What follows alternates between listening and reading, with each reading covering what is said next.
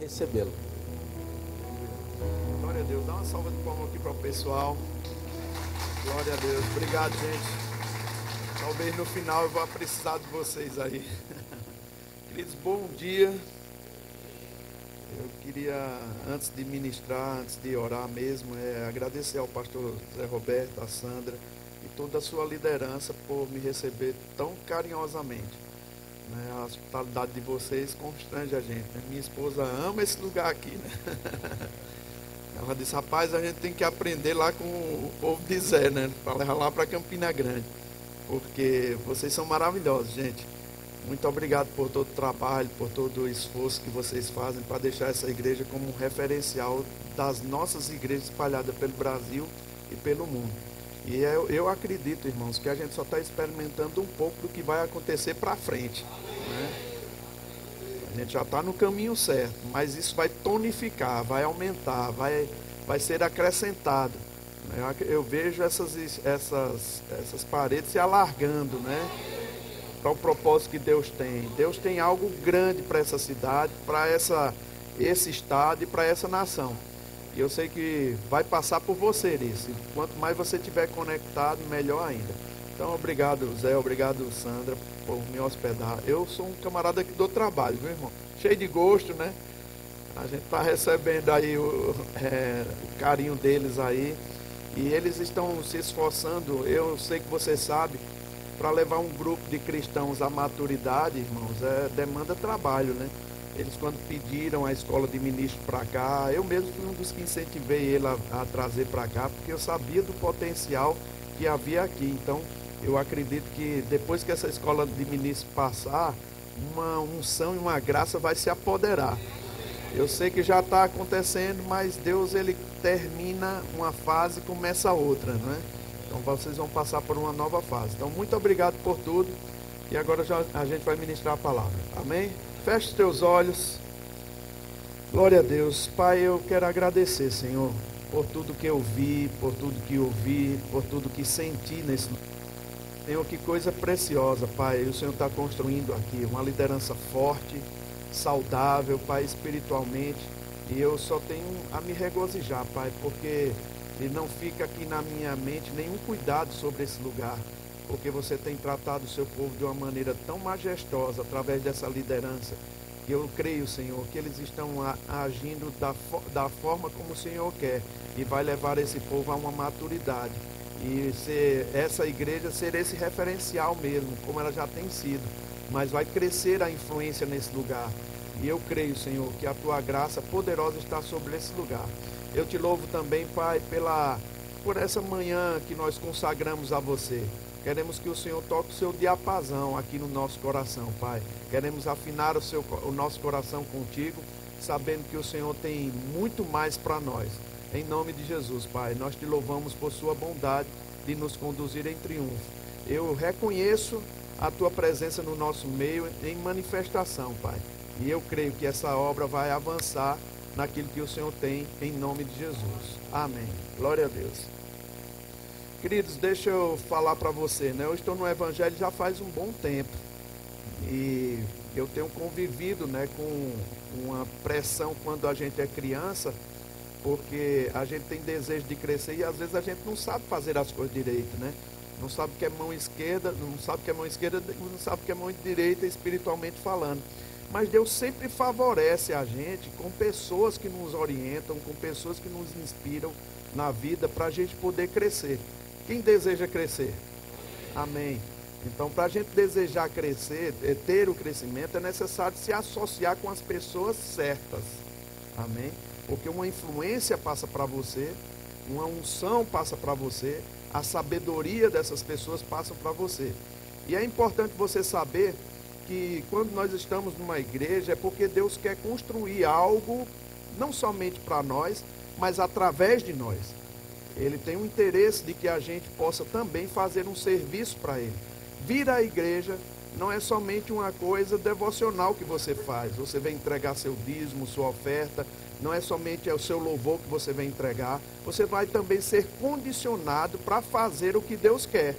Amém? Você vai ser condicionado, preparado, animado. E quando eu chego nessa igreja, irmãos, a atmosfera, para mim, não é que estou de fora, a atmosfera é uma atmosfera tão leve aqui, tão boa, que eu queria morar aqui para me congregar aqui, né? Rapaz, só em chegar, você já recebe uma ministração, né? Eu já vim outras vezes aqui e a gente vê mudanças constantes, né? Avanços, trabalhos sendo feitos, e é uma coisa maravilhosa. Eu não sei se você tem essa impressão, mas quando você perde um culto dessa igreja, você fica com aquela sensação, rapaz, eu perdi alguma coisa poderosa, né? Aí você fica com aquela impressão, rapaz, algo eu perdi. Porque esse ambiente é tão favorável, irmão. Foi criado de propósito. A sua liderança trabalhou para deixar esse ambiente assim. E quer que eu te diga uma coisa? Eu não estou falando isso para agradar você, não. Mas eu tenho andado por aí, irmãos, e até em algumas igrejas do Verbo da Vida. E muitas igrejas fora do Verbo da Vida e algumas dentro do Verbo da Vida não tem um ambiente ainda que você tem. Você precisa preservar isso. Você precisa zelar por isso. Esse ambiente é feito de propósito, então a tua atenção, a tua reverência, o teu cuidado, o teu tratamento é muito importante para conservar isso aqui. Porque é a partir disso que Deus vai fazer muito na sua vida e na vida de outras pessoas também. Amém? Deus trabalha com um coletivo, né? Ele chama um homem, depois capacita esse homem e ele também dá uma equipe a esse homem. Eu sei que você sabe que essa unção coletiva, ela move o milagre de Deus, move a mão de Deus para fazer algumas coisas que em nós mesmos não somos capazes. Basta você lembrar de um exemplo daqueles 4 homens que pegaram aquele homem que estava doente, levaram ao telhado, depois baixaram ele ao lugar correspondente onde Jesus estava. É interessante que a gente vê ali a fé coletiva. Um homem só ficaria difícil ele levar aquele rapaz que estava doente, aquela pessoa que estava doente, para o telhado. Eles não conseguiam passar pela multidão. 2 homens ficaria muito pesado também. 3 homens não era o ideal. 4 homens se pegaram naquele enfermo lá e levaram. Você vê que essa fé coletiva, irmão, constrói o milagre para a vida das pessoas, né? Então o que é que nós estamos vendo aqui? Quando você vem para a igreja, quando você dá seus dízimos e suas ofertas, você está operando coletivamente para pessoas que você nem sabe quem é, mas que estão envolvidas com você por causa do milagre da sua vida sendo transportada para elas. Amém? Então é muito importante você ter esse conhecimento e essa atenção. Eu tenho visto algumas coisas e até uma certa vez, minha mãe, ela falando comigo, eu achei engraçado, né? Ela disse assim, mas Guto, seria tão mais fácil se a gente vivesse no tempo dos apóstolos, ou mesmo no tempo de Jesus. Eu disse, mãe, eu acredito que não seria tão mais fácil, porque tiveram pessoas que estavam no tempo de Jesus, irmãos, e não receberam da parte dele. Eu não sei se você nota na Bíblia, mas Jesus também era resistido, né? Tem lugar que ele não era celebrado, ele era resistido, e Jesus tinha opiniões definidas para poder levar um povo à maturidade, mas só que o povo muitas vezes resistia a ele. E olha que era um povo que era descendente de Abraão. Mesmo assim, eles resistiam a Jesus. Quero que você abra comigo lá em João capítulo 8. É interessante porque João capítulo 8, a gente lembra logo do versículo 32. Mas deixa eu pegar aqui.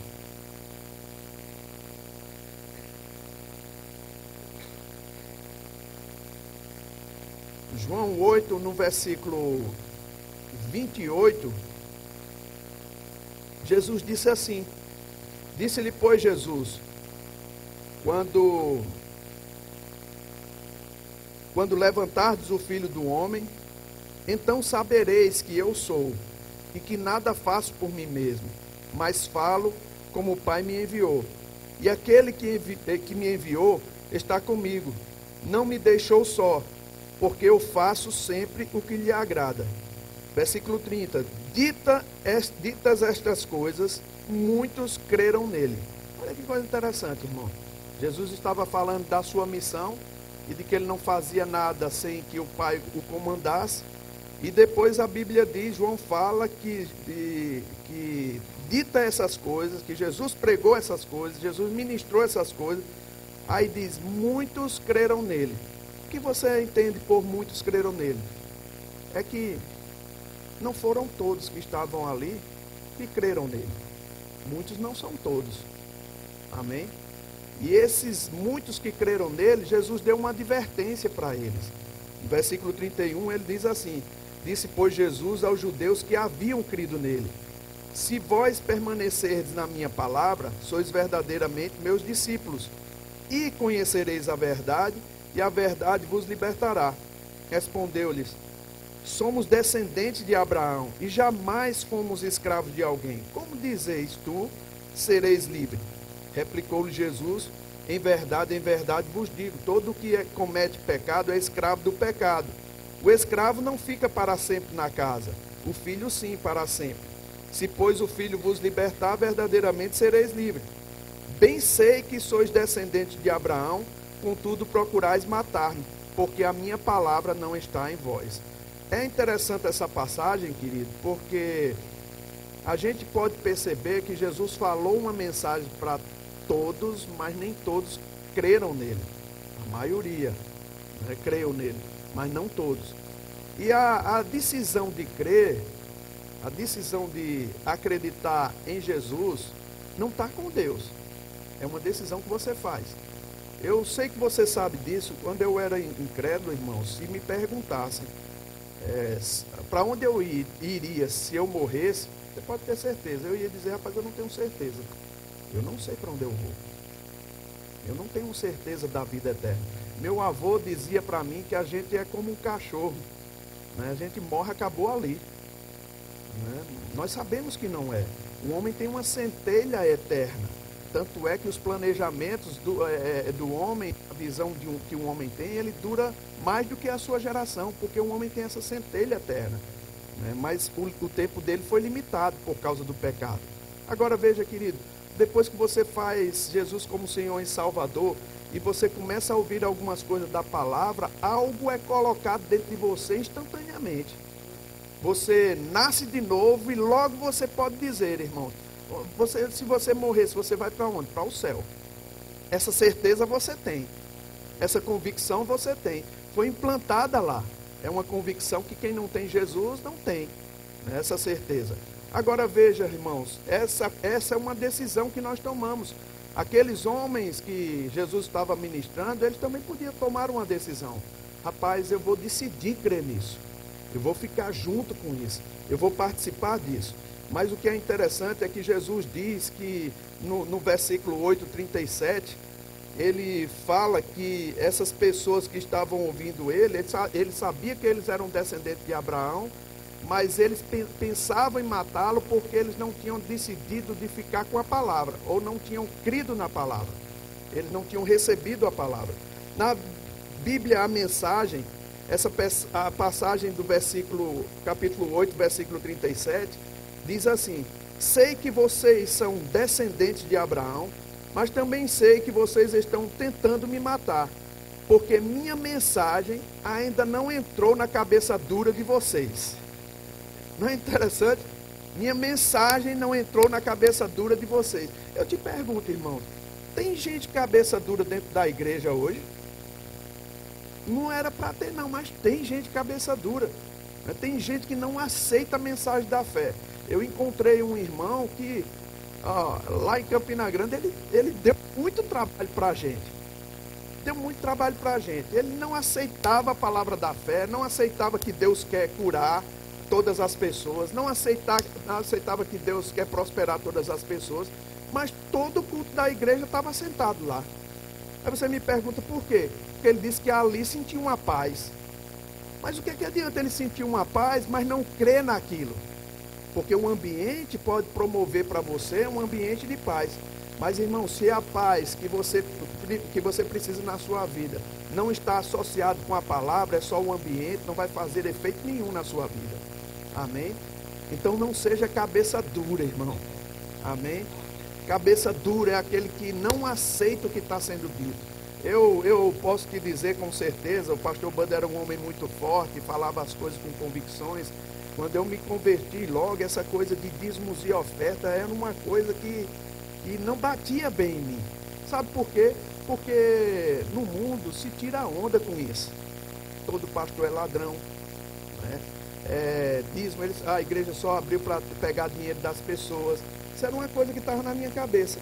E eu me lembro que uma das primeiras vezes que eu fui servir ao pastor, ele me deu uma salva para passar os dízimos e oferta. Quando ele me deu aquilo, irmão, eu fiquei tão envergonhado de passar os dízimos e oferta, porque eu não acreditava naquilo. Eu não aceitava aquilo. Mas, querido, sabe, eu comecei a decidir. Tomei uma decisão de acreditar.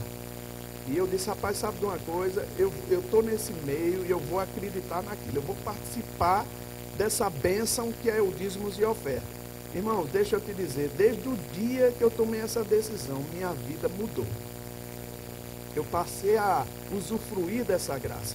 E eu comecei a ensinar meus filhos, minhas filhas, né? As minhas filhas, eu costumava dar dinheiro para elas, para que elas pudessem administrar desde pequeno o dinheirinho que elas tinham. Então eu dava uma mesada para elas. E uma certa vez, Luísa estava num culto, eu tinha dado a mesada para ela, e a gente estava orando. E ela pequenininha, tinha mais ou menos 8 anos, 10 anos. E eu estava orando com ela, a gente orando no dia de oração, e ela estava com o dinheiro da mesada. Aí ela disse, pai, eu estou com vontade de dar esse dinheiro. Aí eu disse, então dê, Luísa. Eu ensinava para elas, né, a mesada, tira o dízimo e tira a oferta. Aí eu vou dar a oferta para quem? Dá para os seus primos que são missionários. Então ela reservava lá o dinheirinho delas para os missionários, desde pequena.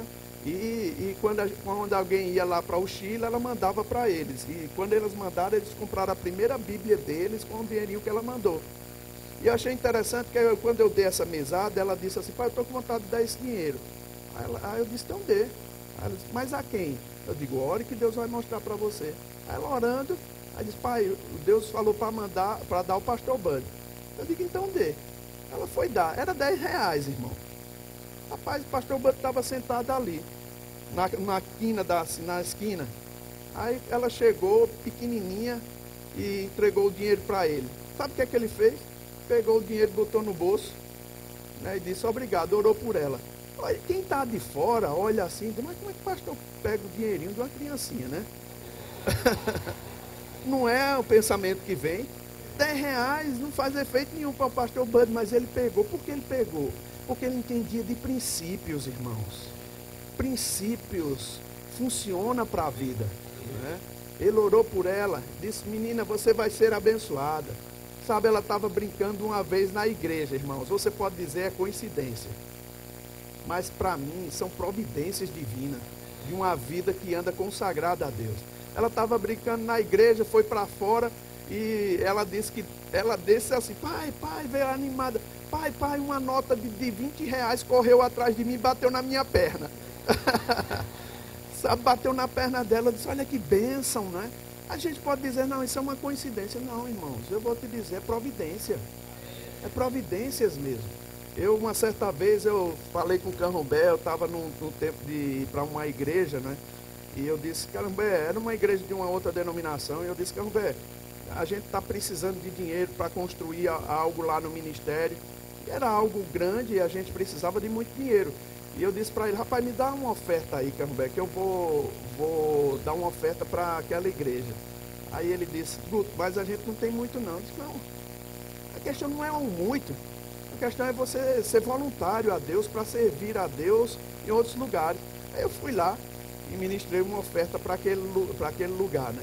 E o pastor ficou muito agradecido, né? Ficou muito animado. Aí, 2 semanas depois, irmãos, a gente recebe ligação de um pessoal, né? Falando assim, ele queria falar comigo, ele disse, o papai estava orando e Deus falou com ele para dar uma oferta para o ministério. Aí eu disse, pai, que bênção, glória a Deus. Amém. Diga a seu pai que muito obrigado, eu vou orar por vocês. Orei, ele não disse o valor. E eu disse a Carrumbé, mandei a conta para ele, eu disse, Carrumbé, esse pessoal vai mandar uma oferta para nós, para o ministério, para ele disse para a gente construir. Então a gente já tinha aquele projeto de construir aquela sala lá do estúdio, então vai ser uma bênção. Aí ele falou, cara, que bom, graças a Deus. Quando foi no outro dia, ele me chamou, Guto, vem cá. Eu fui lá. Quando eu cheguei lá, ele disse, olha aqui, será que esse depósito aqui é daquele pessoal? Eu disse, não tenho ideia. Aí ele fez, olha aí, eu disse, é 500? Ele, não. 5 mil, não. 50 mil. Eu disse, 50 mil reais? Aí Carrumbé disse, rapaz, será que ele errou? Né? Porque você não recebe todo dia um valor assim, né? Aí não, estava certo. Mas que bênção, não é? Aí eu me lembrei, rapaz, olha aquela oferta que a gente deu. Porque para qualquer um, irmão, pode ser uma mera coincidência. Mas quem é praticante é providência. Amém? É providência. Deus providencia assim. Passou o seu tempo, né? 2 meses depois ele liga novamente. Aí diz, Guto, o papai estava orando. Eu, rapaz, que teu pai permaneça orando. E ele resolveu te mandar, assim, ele disse que estava apoiando um ministério que nem crê no batismo no Espírito Santo, e ele disse que Deus falou com ele para abençoar novamente vocês. Aí mandou novamente uma oferta. Aí Carrumbé, Guto, vem cá, na minha sala. Aí disse, Carrumbé, eu já sei o que é. De novo, a mesma quantidade, irmãos, ele mandou para a gente. Aí as pessoas ficam dizendo assim, mas Guto, é uma coincidência. Não é, irmão. Não é coincidência. Quando você age em princípios, querido, Deus, ele tem a sua maneira de abençoar a sua vida. Amém? E é bom você entender isso. Sabe por quê? Porque a gente cresce, irmãos. A gente vai desenvolvendo e a gente depois vai esquecendo de princípios. Né? Eu posso te dizer que muitas vezes a gente fica com... quando nasce de novo, tem aquele relacionamento vibrante com Deus. São 4 coisas que eu digo para as pessoas que elas devem ter cuidado. É perder esse relacionamento vibrante. Você lembra quando você nasceu de novo? O amor que você tinha pelo Senhor, o desejo de ler a palavra, o desejo de meditar, o desejo de estar orando, né? De estar contribuindo com a obra do Senhor. Se você não tiver cuidado, irmãos, com o tempo você vai perdendo esse interesse. E como é que você vai cultivando isso novamente? Lembrando dessas coisas, né? Trazendo à memória essas coisas que traz esperança para você, se cativando por dentro aquela palavra que Deus deu para você. Amém? Desde o começo. E eu queria ministrar sobre isso mesmo. 4 coisas que são importantes para a sua vida, para você não perder, ou não esfriar, ou não ficar longe aonde a manifestação da bênção vai chegar na sua vida. A primeira coisa é isso, perder o seu relacionamento vibrante com Deus. Sabe, queridos, a igreja proporciona um ambiente maravilhoso de você se deleitar no Senhor, né? A igreja proporciona, irmão, que louvor maravilhoso que nós tivemos hoje aqui, não é? Que coisa linda que a gente teve, que ajuda que nós tivemos. Mas sabe, você não precisa sempre de ter um louvor para você adorar o Senhor. Mas isso é uma coisa muito boa, porque quando você recebe uma descarga aqui, você já vai para casa louvando ao Senhor, cantando ao Senhor, adorando ao Senhor. Não é? Alguém disse que PC Nelson, ou foi PC Nelson ou foi outra pessoa, que ele sempre tinha o costume de dizer, louvado seja o Senhor, louvado seja o Senhor. Aí alguém vendo ele falando isso todo o tempo, aí disse para ele assim, rapaz, eu não acho que você dizer louvado seja o Senhor, engrandecido seja o seu nome, faz algum efeito naturalmente falando. Isso não tem nada a ver, isso não produz nada. E eu não acho que porque você é cristão você tem que fazer isso, falar isso. Aí ele parou para pensar e ele disse, rapaz,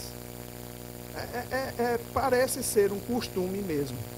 Parece ser um costume dizer toda vez louvado seja o Senhor. Mas eu não me lembro de ter um costume desse antes de ter recebido Jesus.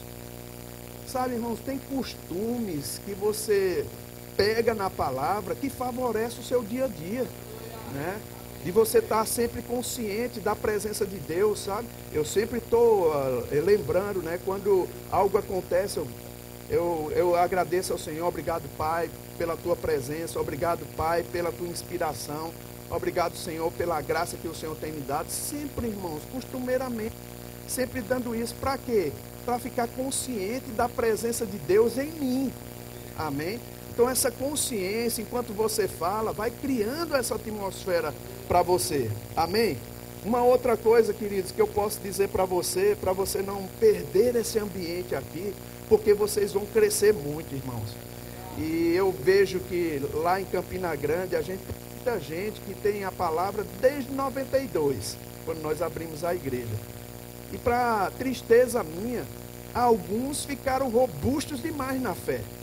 E eles até abraçaram a visão de Deus e saíram pelo Brasil afora.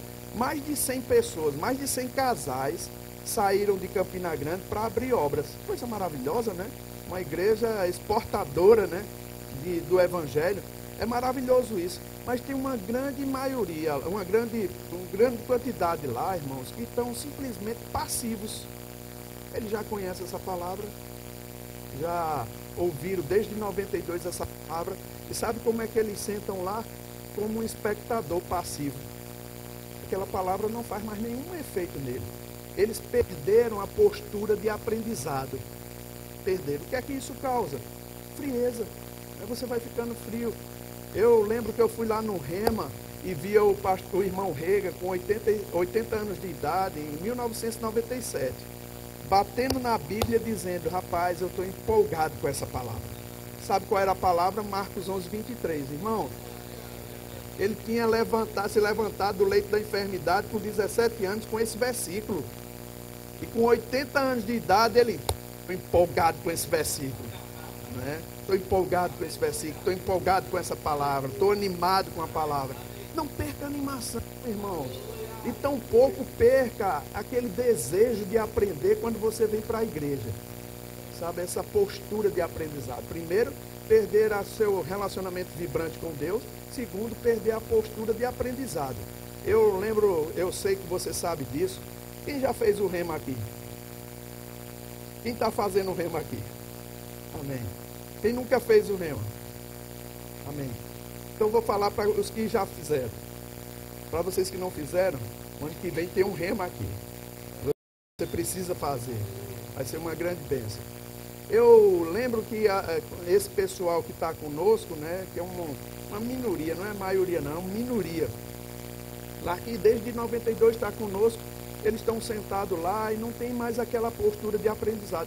Depois que você faz o rema, depois que você faz escola de ministro, queridos, não quase nada que é novidade para você. Você vai escutar as ministrações e muitas vezes o pastor José Roberto vai trazer as pessoas aqui, os ministros aqui, e você vai ver, você vai ter certeza disso, que é a mesma mensagem diferente. Ele já tem ensinado, mas é de uma maneira diferente de falar, mas é a mesma coisa, não muda. É a centralidade da palavra, é Cristo em nós, né? Então ele ministra isso e alguns vêm recheando isso também, falando de uma maneira diferente. E quando eu estou na igreja, irmão, não é tudo que é novidade para mim. E não é tudo que eu digo: rapaz, que mensagem poderosa, do começo ao fim. Mas existem fragmentos dessa mensagem, querido, que quando ele toca, enche o tacho, né? Enche, irmão. Eu digo: rapaz, que mensagem poderosa. Podia fechar a igreja, podia já terminar o culto, eu ir para casa, eu já estava cheio. Porque serviu como um posto de gasolina, serviu para mim. Completou o tanque, né? Eu estou abastecido, eu estou cheio. E, queridos, eu vou te dizer, lá em Campinas a gente está com uma construção grande, aí tinha um gurizinho, né, fazendo uma peça, João encarregou essas pessoas de fazer essa peça. Aí eu achei interessante porque eles fizeram uma peça era para contribuir para a construção. E cada departamento fazia alguma coisa e apresentava na igreja, né? Então, esses garotinhos do departamento infantil, eles estavam fazendo uma peça sobre a construção. Um pegou uma carroça de mão, outro pegou uma pá, outro uma enxada, tudo com cap de operário, também de engenheiro, de arquiteto, né? E depois que terminou a peça, o gurizinho lá, o gordinho lá, olhou para a galera assim, aí fez assim: olha aí, vocês vão terminar o que começaram ou vou deixar para a minha geração? Rapaz, quando ele disse isso, me provocou. Rapaz, na peça, não era nem a palavra. Na peça, eu recebi uma palavra que eu disse, rapaz, pode fechar o culto. Eu fiquei animado, irmãos. Fiquei provocado para fazer a vontade de Deus. Sabe, queridos, é assim com a vida, né? É assim conosco. A gente tem que vibrar com aquilo que a gente já tem. Celebrar, sabe, irmãos? Ficar animado. Deus, Ele tem recheado a nossa vida. E quando você pega essa mesma palavra e começa a celebrar com ela, irmão, você pode estar assim, numa sequidão. Mas quando você começa a falar a palavra, declarar a palavra, animadamente, irmãos, há uma voz de júbilo na sua casa. A mão de Deus se levanta. E a Bíblia diz que a mão de Deus faz proezas. Amém? Você vê a manifestação de Deus na sua vida. Amém, queridos? Aí deixa eu te dizer uma coisa. A terceira coisa que eu acredito que é ruim, se a gente perde esse relacionamento vibrante, se a gente perde essa postura de aprendizado, é a gente parar de viver conforme as nossas convicções. Quando a gente perde o nosso relacionamento vibrante com Deus, quando perde essa postura de aprendizado, né, de que tudo que vai ser dito na igreja talvez não seja novidade, mas gera convicção. Porque a convicção, ela vem pelo ouvir, e ouvir a palavra de Deus, é a fé. Né? A fé é uma firme convicção. Então, quanto mais você escuta, mais firme você fica por dentro. Aí o terceiro passo é você parar de viver conforme as suas convicções. Aí sabe, queridos, eu não sei se você já viu, mas pessoas que começaram muito bem, perderam o relacionamento vibrante, depois perderam essa postura de credulidade, de convicção, aliás, de aprendizado. Aí agora eles começam a reclamar, né? Começam a murmurar, começam a falar. E terminam, irmãos, se associando com pessoas que não tem nada a ver. E a Bíblia, ela narra, né? Ela fala sobre associações. E eu queria que você abrisse comigo. Provérbios capítulo 22, versículo 24. Ele diz assim: Não te associes com um homem iracundo, nem andes com um homem colérico, para que não aprenda as suas veredas e assim enlaces a tua alma. Veja, querido, a palavra central para mim nesses dois versículos, duas palavras centrais que eu vejo nesses dois versículos, é associação e aprender. Né? Você se associa, você aprende. Até um tempo desse, querido, eu estava pensando que se tornar uma pessoa pavio curto, você sabe quem é o pavio curto, né? Seria uma coisa genética. Mas quando a Bíblia fala que se você se associa com uma pessoa iracunda e colérica, você aprende a ficar assim também, eu descobri, irmãos, que isso é uma coisa comportamental. É pelo comportamento. Você aprende assim. Você aprende a ficar assim. Então, quando você começa a perder o seu relacionamento vibrante, você perde também a postura de aprendizado. Você vai perdendo as suas convicções, porque você começa a se juntar com pessoas que também estão do mesmo jeito que você. É por isso que você precisa ser seletivo nas amizades que você vai ter. Irmão, você precisa se acompanhar com gente que queira mais Deus do que você. Amém? Isso vai abastecer você, vai abastecer sua crença, vai tonificar o seu coração, né? Vai fazer com que você avance, para você não perder as convicções. Eu vi pessoas, irmãos, e o pastor Banda, a gente ficava impressionado. Houve um tempo no Brasil que havia um mover de Deus tão grande, uma manifestação do Espírito tão grande, que pessoas estavam recebendo dentes de ouro. Você me pergunta como foi isso, eu não sei se vocês já viram isso aqui, mas no meu tempo mais novo, né, era uma manifestação que havia. Pessoas estavam recebendo dente de ouro. Aí, algumas pessoas da nossa igreja receberam, e mesmo assim, ao invés de melhorar a condição de adoração a Deus, sua convicção, foi piores, irmão. Ficaram piores. O pastor disse, como é que pode? uma pessoa ter a manifestação de Deus na boca dele. Toda vez que ele ri, está lá para ele ver. Não é? E ele, ao invés de ficar mais convicto, ele fica menos convicto. Irmão, deixa eu falar, você quando nasceu de novo, você recebeu uma nova natureza. E na sua nova natureza, o normal é crer. O anormal é descrer. É descrer daquilo que a gente crê. É anormal. É anormal. E as pessoas que andam contra essa maré, né, contra essa natureza, irmãos, elas se perdem na vida. E você tem que ter cuidado com isso, né, para você não se perder na sua vida. Mas eu achei interessante essa colocação do pastor, e ele disse assim: como pode uma pessoa ter a manifestação de Deus na sua vida, e ao invés dela ficar melhor, ela fica pior? Né? Com o passar do tempo, ela deixa até de ter as convicções. O importante é a gente voltar para aquele passado, reviver aquelas aulas do Rema, sabe? Escutar novamente, pegar as apostilas novamente e ler novamente, pegar os livros do irmão Rega, pegar as ministrações do pastor Zé Roberto, dos irmãos que estão aqui. É mesmo importante ouvir novamente. Olha quanto material Deus deu para a gente não fraquejar, não é? Antigamente, irmãos, se pensava assim, mas era mais fácil no tempo dos discípulos. Sabe que não? Eles não tinham a Bíblia. Não tinham a Bíblia.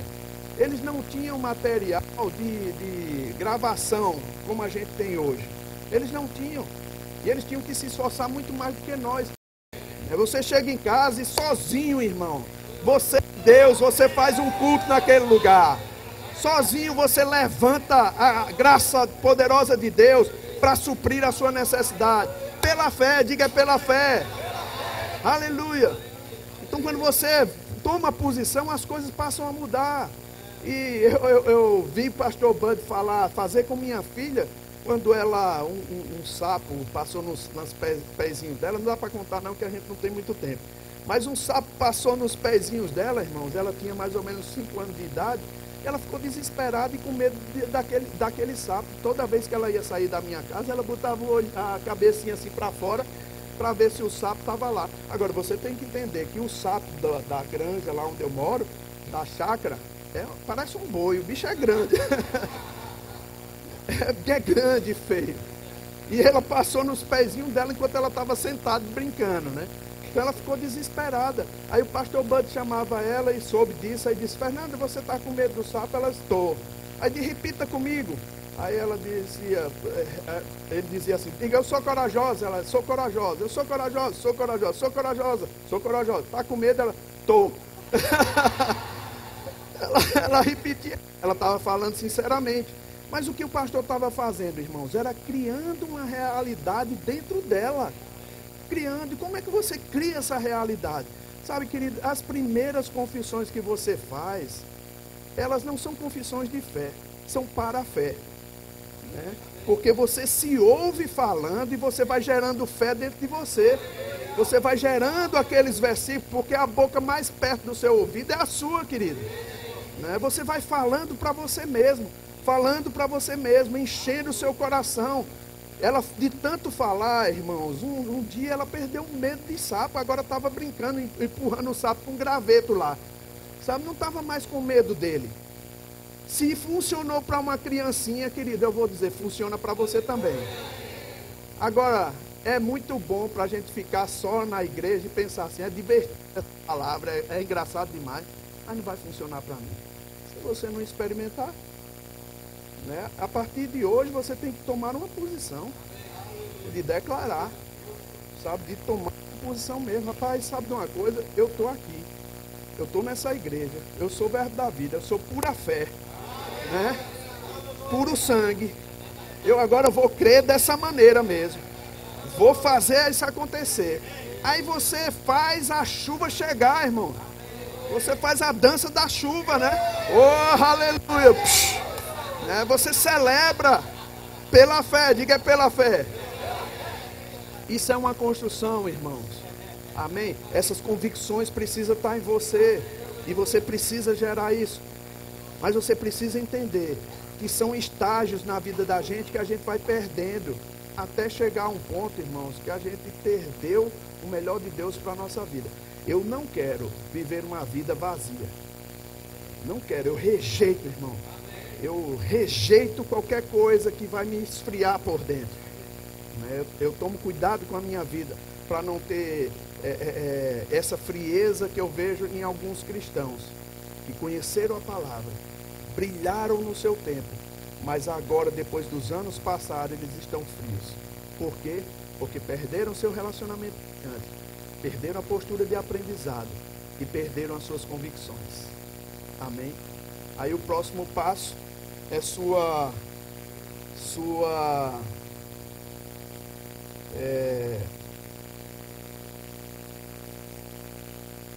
para o quarto passo é que você perde aquela condição moral que você tinha.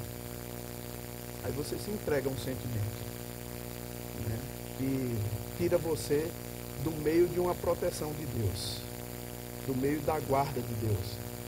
E eu tenho visto, querido, e tenho assistido com alegria no meu coração, uma geração se levantando para ficar mais forte do que a minha geração. Porque é assim mesmo, né? Deus levanta uma geração e ela passa o comando para outra. É possível você entender isso no ramo científico, né? Um cientista, ele vai e faz uma descoberta, ele se debruça sobre uma pesquisa que ele faz, e ele descobre certas coisas lá naquela pesquisa, e quando ele morre, ele deixa um legado para outras pessoas. Aqueles outros cientistas, eles vêm e se debruçam em cima daquele estudo que aquele cientista fez e vão aprofundando um pouco mais. Irmão, nossa geração é para estar mais forte do que a geração do pastor Bud. Mais forte do que a geração do irmão Reagan, que já passou. Mais forte do que T.L. Osborne, né? Com experiências maiores e mais profundas. Amém? Amém, querido? Experiências maiores e mais profundas. E sabe como que é que eu falo sobre experiências, irmãos? É esse mundo espiritual que está aberto para nós. Essa sensibilidade mesmo, né, de ser aguçado para com Deus. Agora, entenda isso. Eu não sou contra e não, eu sou super a favor de você orar muito. E orar dentro da igreja, orar na sua casa. Agora, entenda que não é a oração que convence Deus, e nem o seu jejum que convence Deus de manifestar-se para você. Não é. Pastor Bud, ele vivia uma vida bem prática, irmãos. Eu achava, isso me deixava assim perturbado, porque muitas vezes eu chegava com um problema para ele e dizia: pastor, eu estou com um grande problema. Aí ele disse: e o grande Deus? O que é maior, né? Aí ele falava às vezes para mim, ele disse: orou? Aí eu disse: pastor, eu orei. Então agradeça. Entendia isso. Aí quando eu dizia: pastor, mas é isso, isso, isso, ele: vamos orar agora? Dirigindo, irmão. Dirigindo. Ele dizia: pai, você sabe que nós não temos capacidade para resolver esse problema. É um problema maior do que a nossa inteligência. Então eu preciso da sabedoria do alto. A sua palavra diz que a todos que te pedem, você dá liberalmente. Então eu estou te pedindo sabedoria, e a partir desse momento eu já te agradeço pela sabedoria depositada. Sabe o que é isso, irmão? Não espera alguma coisa acontecer para pensar se Deus deu ou não. Irmão, à medida que você orou, Deus já respondeu. Ele já estava convicto daquilo. O que é que ele fazia? Obrigado, Pai. Porque a Bíblia diz: não pense tal homem que receberá alguma coisa do Senhor, um homem que duvida. Você ora agora, mas no outro momento está pedindo a Deus de novo. Com respeito à tua vida, sabedoria, irmãos, creia que Deus está dando, né, para você resolver a situação naquele momento. Sabe, sabedoria do alto vem para você, e você tem que estar consciente disso. Aí o que é que a gente fazia? A gente ficava consciente, irmão, sempre da presença de Deus. Eu achava engraçado, porque o pastor Bud, ele sempre estava orando em língua, sempre estava confessando a palavra, sempre declarando a palavra. Ele era bem consciente da presença de Deus. O problema é que a gente só tem consciência, muitas vezes, quando vamos entrar num lugar para orar. Aí a consciência vem. Aí a gente quer ficar ligado, né? Que não, Deus está aqui. Na verdade, irmão, Deus está com você todo o tempo. Agora, você precisa ativar isso. Como? Com as suas confissões. Obrigado, Pai. Toda vez que uma vaga de estacionamento chegar, obrigado, Pai, você deu esse estacionamento para mim. Alguém faz uma coisa, obrigado, Pai. Reconheça o Senhor favorecendo a sua vida. Essa consciência, irmãos, te deixa tão apurado por dentro. Essa consciência vai te deixando tão sensível, sabe? Que Deus vai te dar toques assim. Toques assim. E às vezes vem através de uma impressão. Sabe, irmãos, aquele pensamento que vem, rapaz, eu estou ficando... Uma tristeza tomou conta de mim. Aí você pensa assim, rapaz, será que eu estou passando mal? Será que é uma depressão? Não tem nada a ver com isso não. Às vezes o que acontece com você é reflexo do que está acontecendo com uma outra pessoa. Esse reflexo vem para você. Você se sente um pouco incomodado. Aí esse incômodo, se você tiver consciência, irmãos, é aquelas incumbências que Deus te dá. Aí você se separa um pouco, aí diz assim, rapaz, eu podia estar assistindo televisão, eu podia estar fazendo isso e aquilo outro, mas deixa eu me separar um pouco aqui. Aí vem aquela responsabilidade. Quando você se declina, irmão, você sente aquele peso de intercessão. Aí esse é um trabalho que vai também forjando em você esse homem espiritual. Sabe? Aí você passa um tempo. E a intercessão é uma coisa tão interessante, porque ela vem assim com um favor do Espírito. O Espírito te ajuda, né? É uma coisa tão interessante que você não vê o tempo passar, porque tem uma ajuda do Espírito sobre você, né? Intercedendo junto, né? Parceiro, ele apoiando. Quando dá, de repente, irmão, você vê, olha para o horário que você entrou, 2, 3 horas, e você não sentiu, porque tem uma ajuda ali para fazer um trabalho.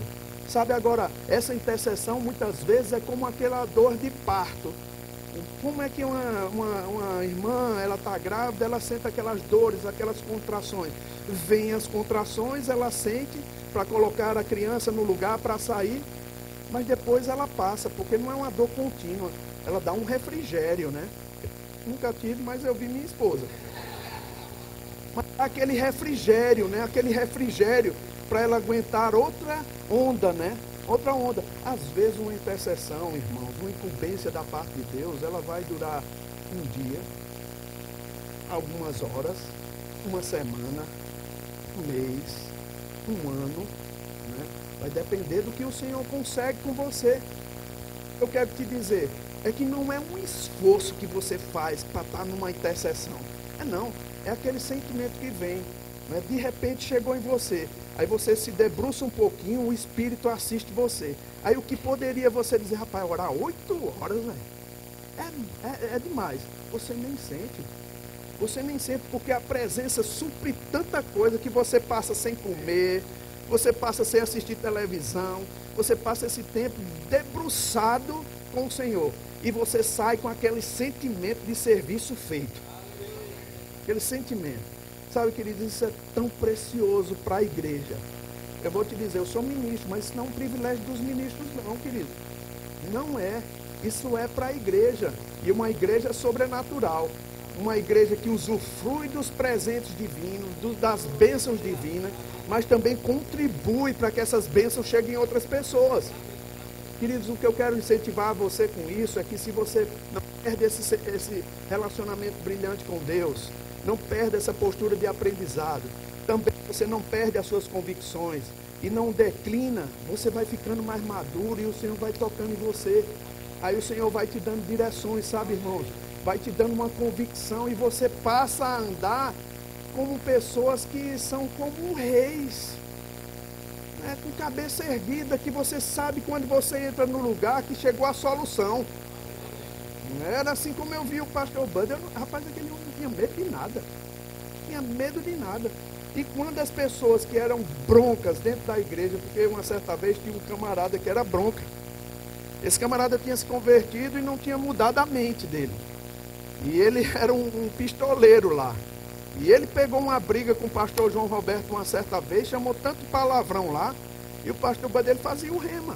E o pastor Bud disse, e todo mundo tinha um certo cuidado com ele, porque ele era pistoleiro, se pensava, né? Se falava. Aí o pastor Bud disse, rapaz, eu quero falar com ele. Chama ele. Aí ele disse, Guto, vamos comigo. Eu, misericórdia, né? Rapaz, tá uma briga feia, né?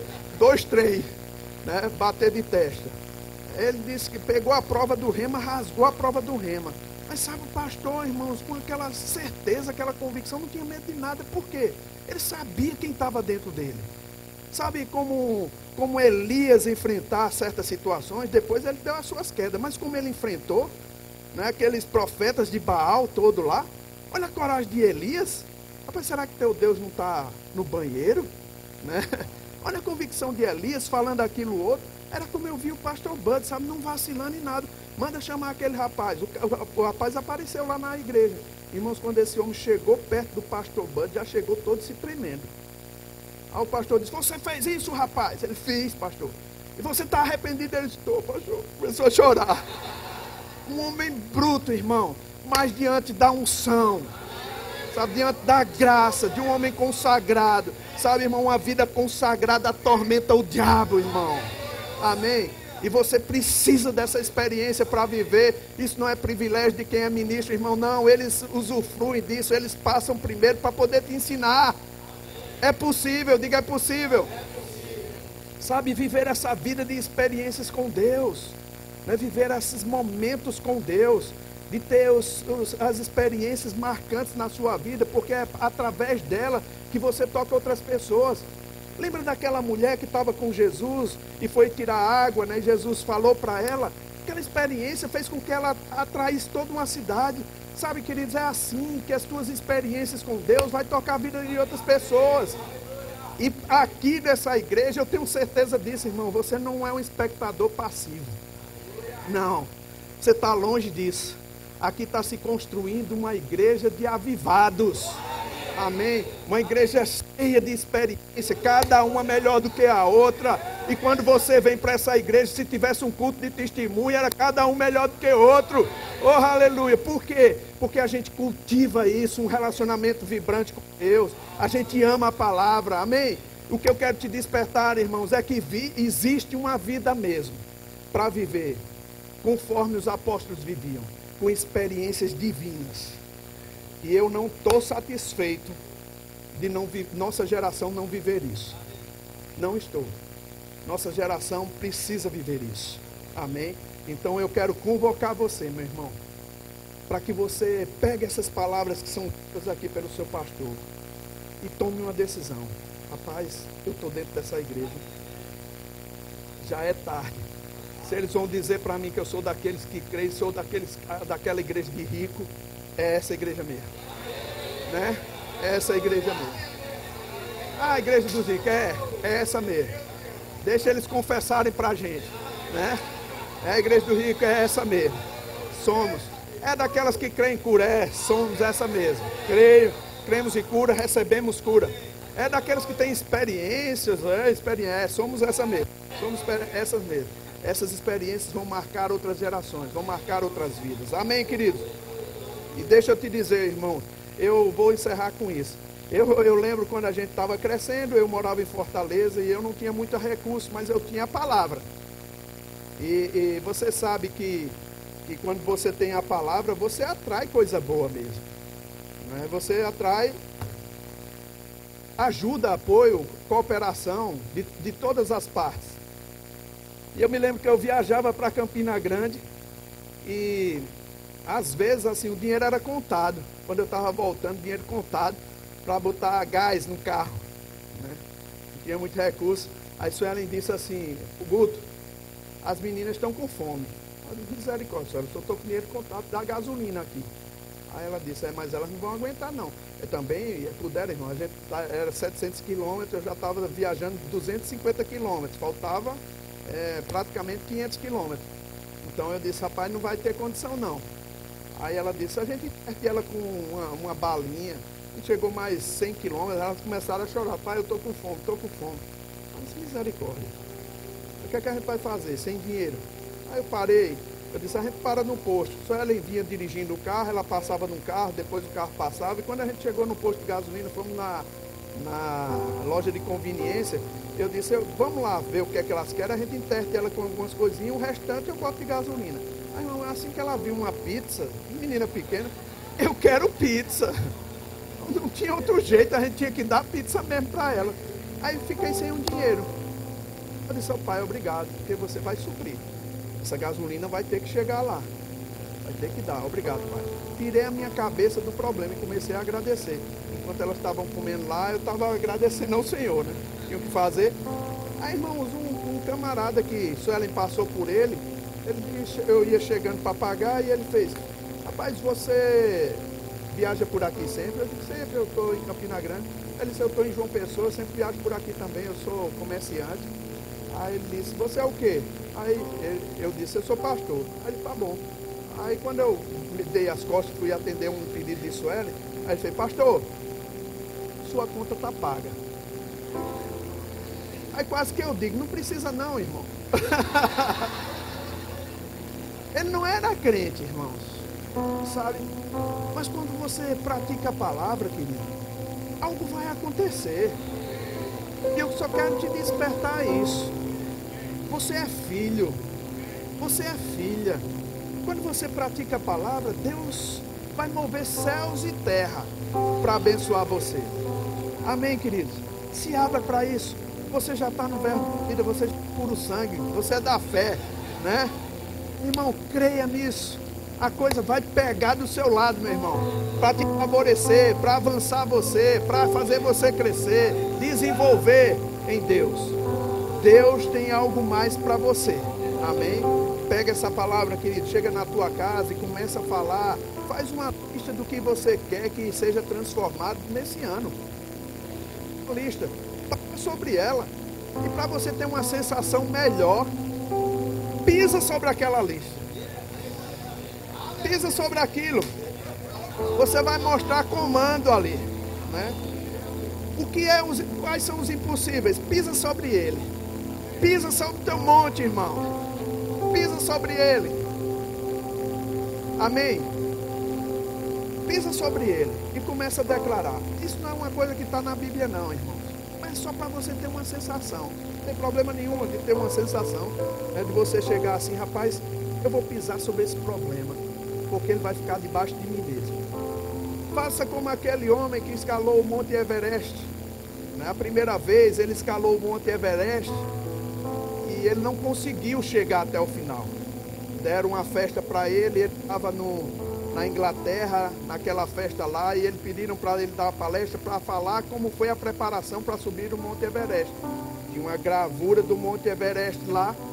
Ele olhou para aquela gravura, saiu da parte, largou o microfone, saiu da parte do púlpito, olhou para aquela gravura e disse assim para ela: olha aqui, dessa vez você me venceu, mas agora, esse próximo ano, eu vou subir em cima de você. Aí ele disse: por uma razão simples, porque você parou de crescer e eu continuo. Sabe, irmão, teu problema parou de crescer, mas você continua. Você continua. Há uma graça, meu irmão, há o favor de Deus sobre você. Entenda que Deus está favorecendo você para uma estação nova na sua vida. Irmãos, fica atento aos alertas de Deus. Deus quer te fazer fluir para esses lugares onde a graça está fluindo, né? E você ter essas experiências. Sabe, queridos, aquelas experiências que você diz: rapaz, alguma coisa ia acontecer com meu parente, mas eu percebi no meu coração, intercedi por ele. Meu irmão, uma vez, irmãos, foi atacado por um homem que ia matá-lo com a faca. Sabe, momentos antes, eu senti aquela impressão por dentro e fui orar. A impressão não era nada comigo, eu fui orar.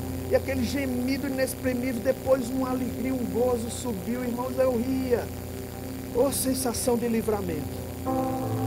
Horas depois, eu soube, meu irmão liga para minha mãe, disse: rapaz, tentaram me matar aqui, mas não conseguiram. Sabe, queridos, alguém intercedeu.